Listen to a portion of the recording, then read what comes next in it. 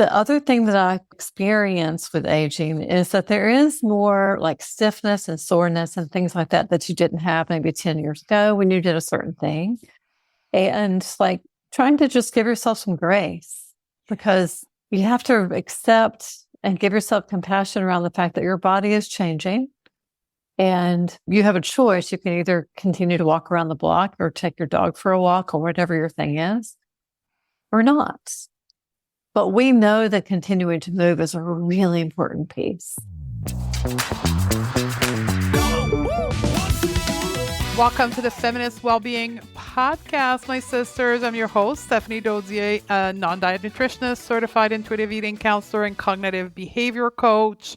And I earned my PhD in diet culture. And at the age of 40, I decided to leave diet culture behind. And here I am after having changed my personal life and my practice in nutrition. And I'm here to guide you on how to feel damn good about yourself, your life, your health, your body by reshaping your mind instead of your body. And in this podcast, we go beyond the food.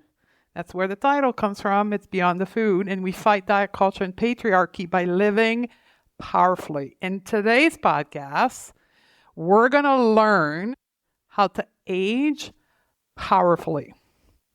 We did a survey on Instagram to all of you, the listener of the podcast, and ask you between 4 different topics, what would be the number one subject you wanted to hear about on the podcast? And by far, 50% of any other topic, you wanted to hear about aging and aging powerfully.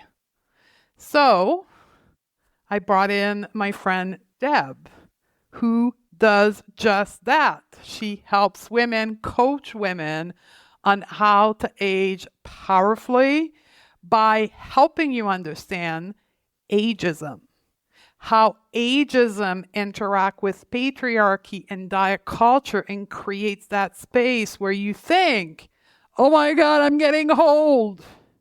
So by the end of this podcast with Deb, you're going to think, oh my God, I'm getting old. So excited. By the way, that's where I live from. I'm actually very excited to get older because the more I advance in age, the less I give a fuck about anything. And I just do me, what I want, how I want to do it. And I'm living, honestly, my best life at 49 years old than any other age before in my life. And I say that with absolute truth to the core of my being. I'm way happier, healthier, richer, wealthier at 49 than I've ever been at any other part of my life. And the main reason is because I stopped giving a fuck. And by the way, the last episode, the episode before this one, 388, was exactly about that, how to stop giving a fuck about your body, but really use what I taught you in this podcast, 388, to not stop giving a fuck even about your age. It's the same process, just different question to ask yourself. Okay, our guest today is Deb Benfield. She's in her 60s. I don't know exactly how old she is. It didn't even cross my mind to ask her. She's in her 60s and she focuses her research, her training, her passion, her clinical work on the intersection of pro-aging and body liberation. And we're going to talk about the difference between anti-aging and pro-aging in the episode, and it's going to blow your mind. Deb is a registered dietitian, 35 years in dietetic, a registered yoga teacher, and she's helped hundreds of women heal their relationship with food and eating and aging. She's a gem, and I'm so excited to introduce you to her. So let's roll the interview. Welcome to the show, Deb. Thank you so much for having me. I'm thrilled. I'm excited for this because to the listener, we voted on Instagram what you wanted to hear, and this was by far your number one choice. So I'm going to ask Deb the question that's going to get us started. How do we age powerfully? How am I going to break that down? Yeah, 3 steps maybe. Yeah, okay. I think the first thing we have to do is to recognize that we all have internalized ageism. We've been exposed to ageism since we were children. We read stories as a child that were like full of scary older women, especially. So it's very hard for us to imagine that being older is not bad. It's very much like how diet culture makes thin always good at no matter what, and fat's always bad no matter what. Same here. Young is always better no matter what, and old is always bad, bad, bad. So you have to recognize that that's true for all of us. No judgment. We all have internalized that. And the more we become aware and recognize how we talk to ourselves, like, I'm too old to wear that, or I'm too old to get started with that program, I'm too old to change, those kinds of thoughts, we have to step back and recognize that those are learned. Those are things that we can therefore unlearn. So recognizing that we have internalized ageism and that we can shift out of those thoughts is probably the most important piece. And the second piece, I think, is the work I do is very much about looking at this intersection with the anti-aging machine coming at us, along with diet culture, and how it's just another layer that we have to face. And I think disengaging and dismantling our internalized anti-fat bias at the same time is necessary for us to actually do the third step, which is to become comfortable in our bodies. Because I personally think wanting to care for yourself, wanting to nourish and move your bodies and give yourself rest and regulate your nervous system, all of those things that we know actually make a difference in how we feel every day are actually relevant. What we weigh is actually not relevant. And I'll say that again. Actual weight, and I feel myself getting pulled into a bigger conversation that I'll just let pass, is not nearly as important as all these other pieces of the puzzle. So learning how to truly care for yourself rather than wanting to control the process of how your body is changing, because that's, in my opinion, kind of a waste of energy. It's a good way to lose your time and focus if you get distracted by wanting to control your body instead of being comfortable in your body. So those are 3 big steps. It makes you lose your power when you're focused or hyper-focused or obsessed about controlling your body. All that time, you're not in your power. Absolutely. And you can't be present for the life that you have. We have shared passion, that topic. Well, and I can share my story about aging, but I want to recap. So how do we age powerfully? Number 1, awareness of how we were socialized to be afraid of aging. When you mean ageism, do you mean the fear of aging or the fear of an age? What does it mean exactly? Ageism to me means believing something about a person based on their age, just like you would believe something about somebody based on their size.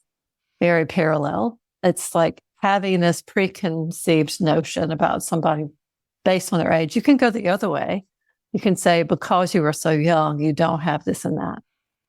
So internalize means preconceived notion about what your own my own self at a certain age. Exactly. Got it. Okay, that's very important. So it's just like the internalized fat phobia. It's how we take the message from outside. Yes. And we become our own oppressor in the body that we are. Yes, 100%. So exactly. internalized ageism means I have an internal narrative about what is not possible for me or what should be my reality at a certain age. And I keep reminding myself of my limitation of what my life should be. Yeah, very limiting belief, very limiting, and has true health consequence. There's amazing research on if you have a negative mindset around what will happen when you get older, you actually have a shorter lifespan and less health span, so to speak. You have less access to your own health because you kind of give up. Yeah, you tend to you tend to not get engaged in things that are helpful and healthy. In the manifestation world, they'll say you manifest what you think about, right? So if you think 70-year-old people are less mobile, and you think about that in your 60s, you will do less mobility exercise. So you will create the lack of mobility in your 70s by not doing mobility work in the 60s. Yeah. And I want to just say within what you just said, also, I think we need to be careful about being ableist too, because things actually do happen. Yeah. And we do face challenges as we age. I don't want to just be all like toxic in my positivity either. Aging does create challenges, and we're all so unique in what happens. And a lot of things are way outside of our control, right? That's a whole nother conversation. So I don't want to contribute to ableism either, because we all have different ways of getting older and different ways of having abilities. Perfect. So I recap. Number one is being aware of all that social conditioning.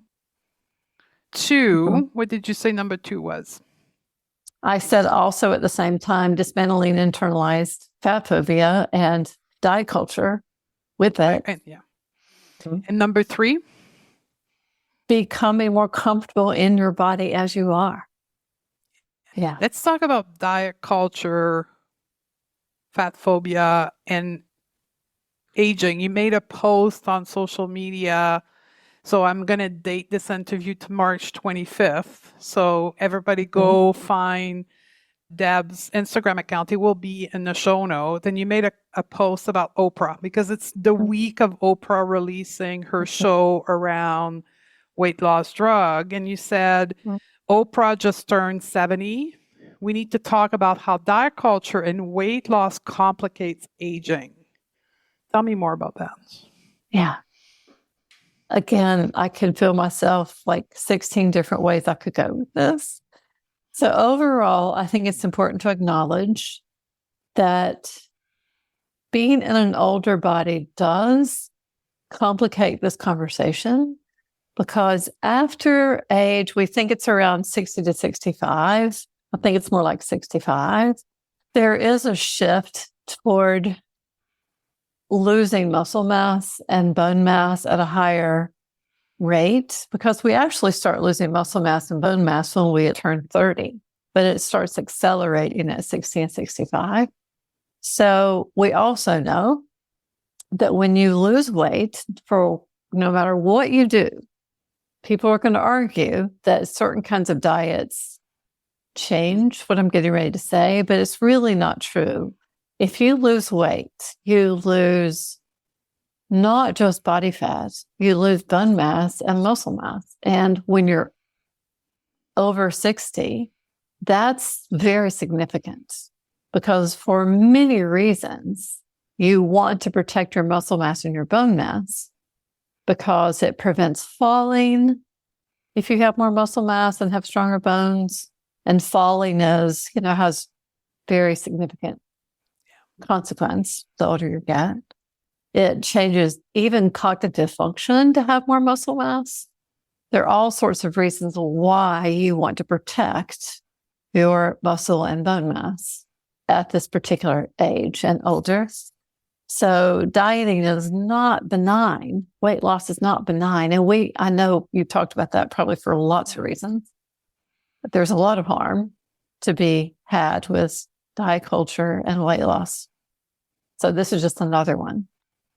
And specifically these medications that the special was about.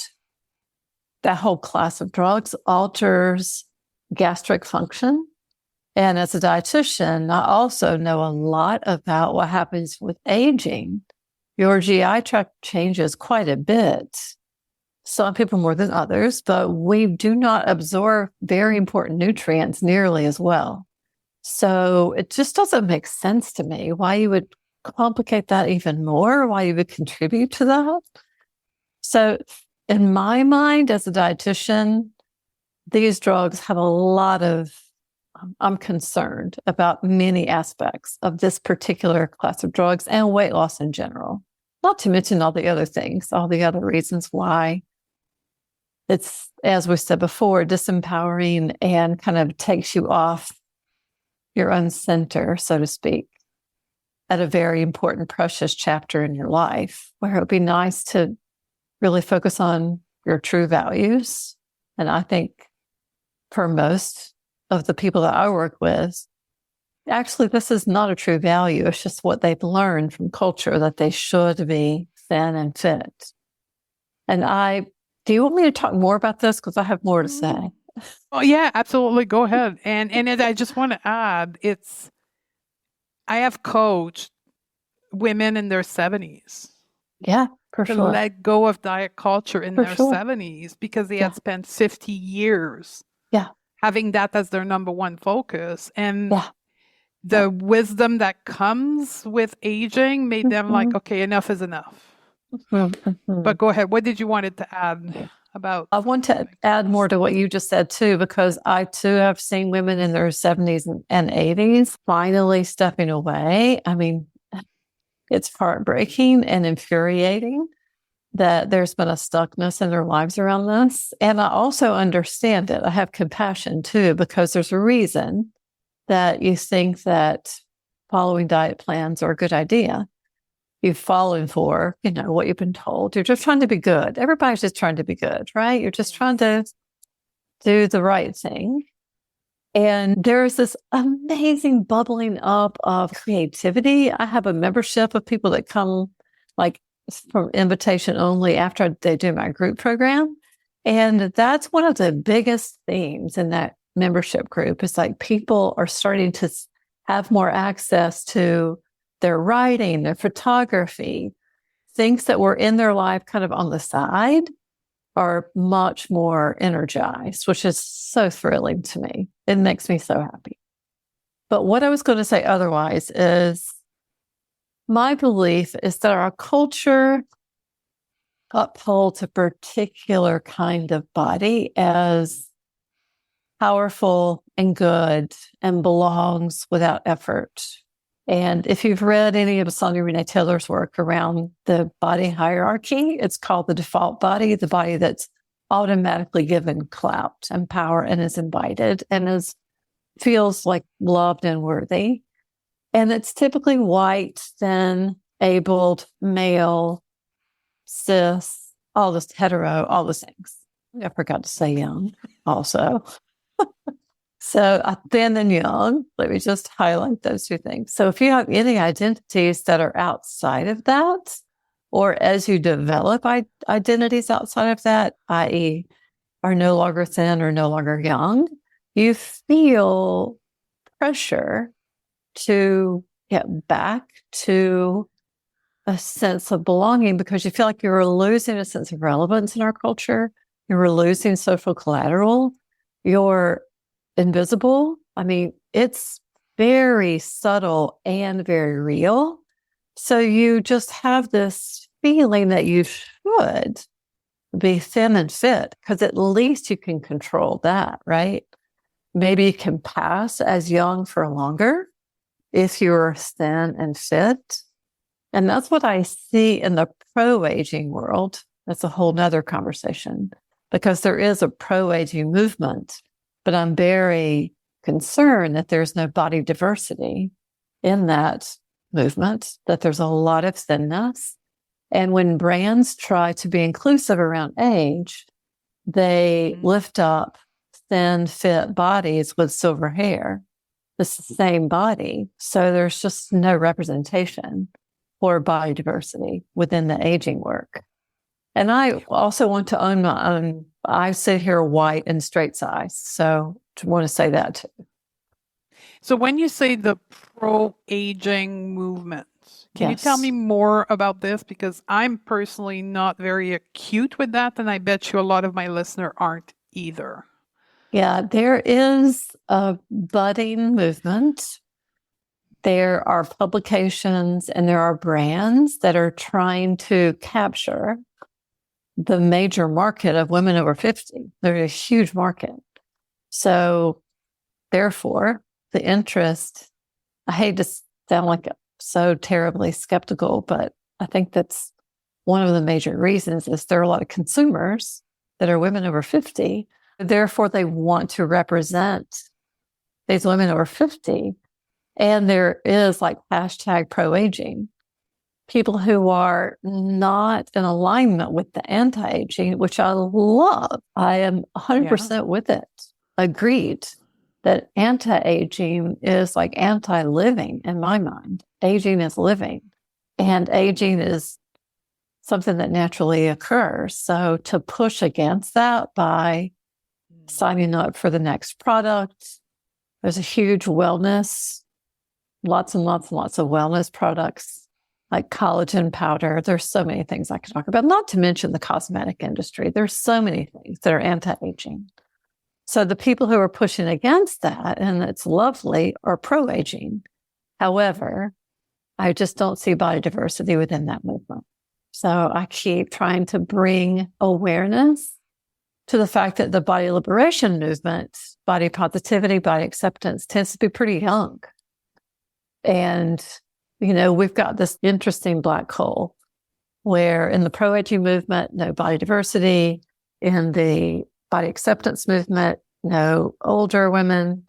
So we need to work on this intersection. What would be then I don't want to say the right movement, but it would just be body acceptance? Yes, it would. Acceptance? I mean, body acceptance with some effort to include older women or older people. So it's not about being pro-aging. It's about accepting aging. Yeah.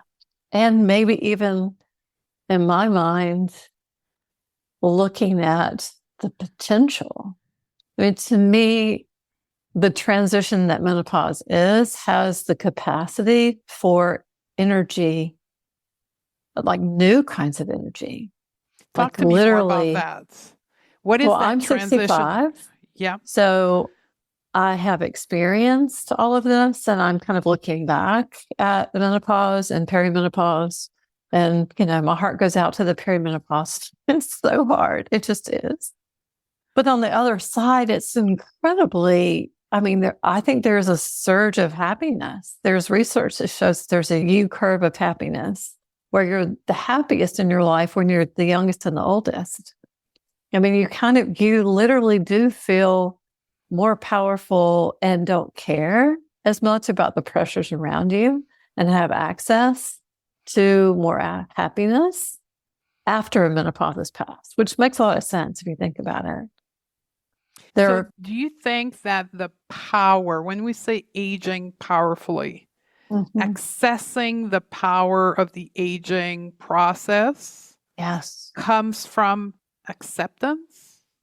Yes. And acceptance and pushing against the negativity that we all innately have, and fear. There's a lot of health anxiety and fear. A lot of people have health anxieties. They tell me that they're doing great work with their intuitive eating process or their eating disorder recovery, and they go to the doctor and get lab values or, test results that make them feel like they should, and they're probably told that by their providers too, that they should get back on some sort of diet. So it's very hard for people to stay with their body acceptance work and their non-diet way of living when they all of a sudden get some scary news and they have their own anxieties about getting older. So they get pulled back. It happens so frequently.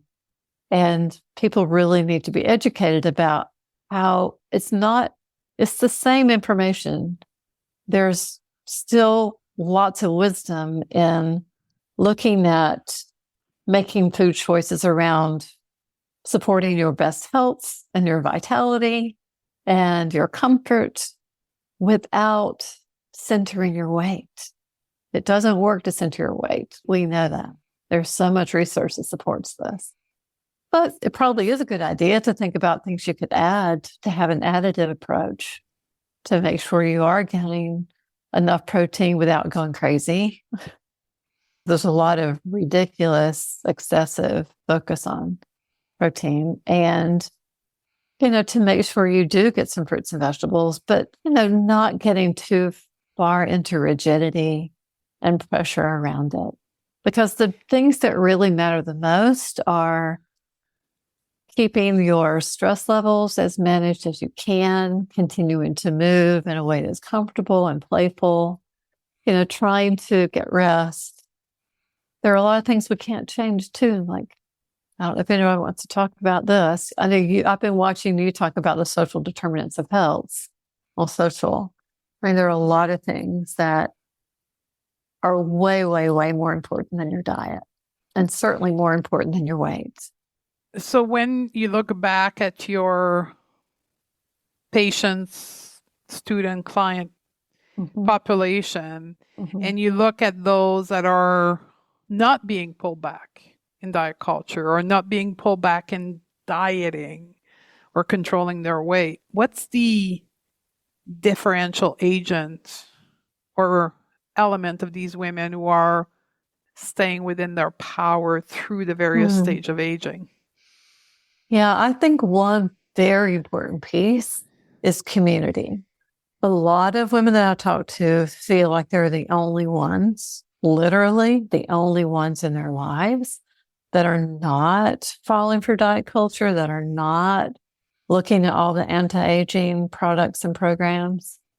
And I think really trying to find community and have relationships with people who share these values, that goes a long way. And maybe continuing to read books about this, continuing to follow social media accounts that support this, kind of really fostering your own little bubble to support you. Yeah. When we talk about aging, one of the circumstance we can't avoid talking is illness, disease of any kind, chronic or non-chronic or acute. Right. It's part of aging. Yes. If we want to stay within that mindset of aging powerfully, how do we meet the circumstance of disease symptoms to stay in our power through this aging process? Yeah, I think there's a lot of ageism in healthcare, and recognizing that you may have to really step up your sense of agency when you are in your healthcare situation. You may need to call on others to support you in that speaking up for yourself, and maybe prepare yourself for that. And I also think doing what I said before and not really focusing on your weight, not letting them pull you in that direction, because the data doesn't support it. The data supports all the things that we've been talking about: moving, regulating your stress by regulating your nervous system, rest. Those things really do matter so much. One of the things for me so I have chronic illness, like I have chronic pain. So though I have not met any aging illness yet, for say I've had this chronic pain since my mid-20s, one of the most powerful way to meet the disease was by accepting it, but not in the sense of giving up, but in the sense of accepting what is. Absolutely. While continuing to move forward with my limitation. And that's what I mean about aging. Same exact mindset. Yes. So Agreed. things will break, whatever that is, right? Yes. Things will start not working. We're human. Yeah. Right? That's at the end of the day, I don't know if you agree with that, but aging is the end of life. It's the process to get you ready for the end of life. As much as we don't like to want to talk about that, it's the reality of aging. I talk about it freely. Me too. Yes. Yeah. We're preparing for passing, right? Correct. So things will break down, but in order for you to be in your power within these things not working, is by accepting it. Fighting it Yes. doesn't produce quality action. What do you think? I mean, it contributes to your suffering if you're Yes. fighting it. If you are grasping toward what is not in your life instead of being with what is, you contribute to your suffering 100%. Yeah. And I can even think about, I'm pointing, for those that are listening on audio, I'm pointing at my eyes and my wrinkle. I could fight them in many different ways, creams and surgery and all of that. But by doing that, I'm constantly reminding myself that I think they shouldn't be there. Yeah. Where to me, if I accept them, it's just like I make peace with them. What do you think?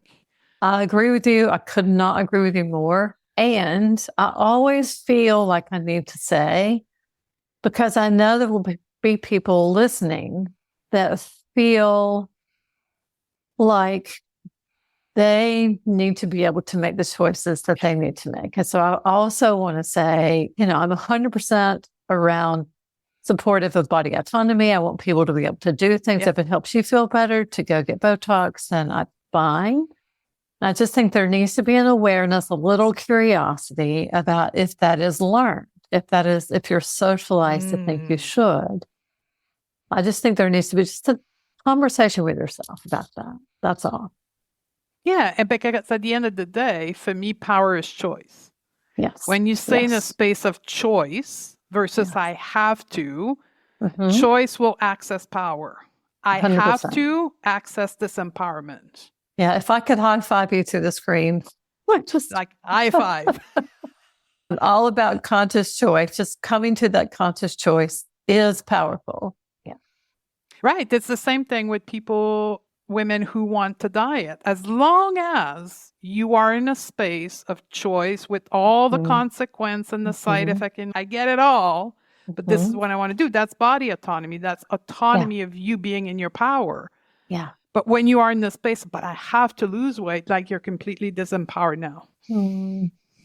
And same for wrinkles, same for all the things around, your body. So if we were to answer, how do we stay in our power through aging? Could the answer be stay within choices? Yep. Stay curious and conscious of your choices. Right. And be aware of where the learned narrative is populating your brain and making you think you have to do certain things. And I think really staying awake to the fact that we live in a very ageist culture. So you're going to bump up against ageism. And I hope you can either let it roll over you or speak up for yourself. It's that choice moment when you decide if you want to do the emotional labor with somebody, or, how you feel in the moment, how much energy you have and how important the person is. And at some point you may see yourself and hear yourself speak up frequently because it's very real. It is. And it's the same thing as fat phobia, ableism, all the ism. All of it. Is just when you are in that group that's targeted by one of the ism, I, again, with the world of acceptance, just made the acceptance that I'm going to have to do a little bit more work because I'm fat. I'm going to have to do a little bit more work because I'm now 49. But I don't make it a problem. I'm just like, I want to live my best life. So I'm going to do that little bit more work in each of those ism in order for me to live the life that I want to. Beautiful. That's beautiful. Yeah. Can we talk about one last thing? And it's a kind of I don't want to say dicey, but it's kind of a gray area. Okay. I'll come back to the example I was using earlier about mobility.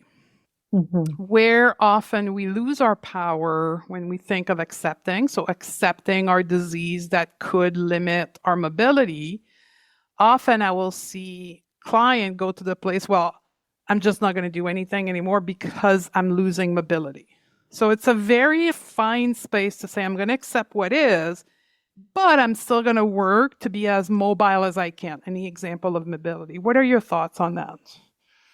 I don't know that I understood the part of somebody giving up, because in my mind, mobility is available to you because I don't know if your group knows about the HAES sheets, the Health at Every Size sheets that have shown, and this was developed by Reagan Chastain and a group of physicians. It's a wonderful resource to have if you feel like I'll put it in the show notes. Yeah, if you feel like your weight, for example, is causing you to have difficulty with your knees, there's a lot of data that supports if you work toward developing muscle strength around the joint, it improves your mobility.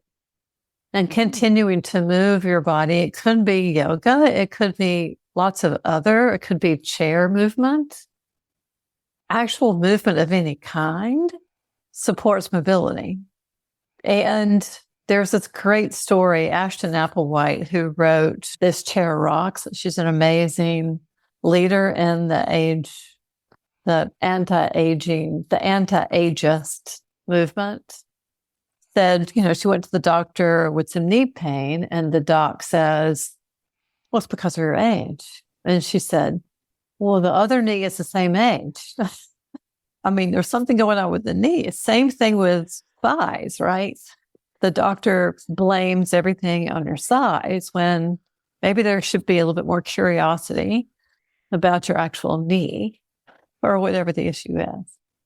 So I don't know if this is answering your question, but encouraging, continuing to be curious about, could doing some strength work around supporting this joint, could any little gentle movement that keeps things moving support, because it really does help pain to actually move, even though it's counterintuitive. Yeah, and my example was around mobility, but we could have taken any age, disease, symptom. Yeah. Often when we talk about accepting something, people say, okay, that's just what it is. There's nothing I can do. And my message is there's always something we can do, but you just don't have to be attached to the outcome. Meaning as you get older, we all have reduced mobility to some extent. Well, sure. Right? We have to be intentional in order to maintain our mobility, but not be attached to the level of mobility we have, right? Doing it out of respect for our body. Is that clearer? Absolutely. And the other thing that I experience with aging is that there is more like stiffness and soreness and things like that you didn't have maybe 10 years ago when you did a certain thing. And like trying to just give yourself some grace, because you have to accept and give yourself compassion around the fact that your body is changing and you have a choice. You can either continue to walk around the block or take your dog for a walk or whatever your thing is, or not. But we know that continuing to move is a really important piece. Yeah, to stay in your mental, physical power, the continuation of even moving your thoughts, moving your body is essential. Otherwise, you will feel disempowered to your age because you'll just think, well, I'm getting old, so there's nothing I can do, and throw the hands in the air. Right. And it supports your brain. Yes. It's so supportive of cognitive health to keep moving. So that's one of my main issues. It's so far away from being about your weight. It's not about anything that relates to calories.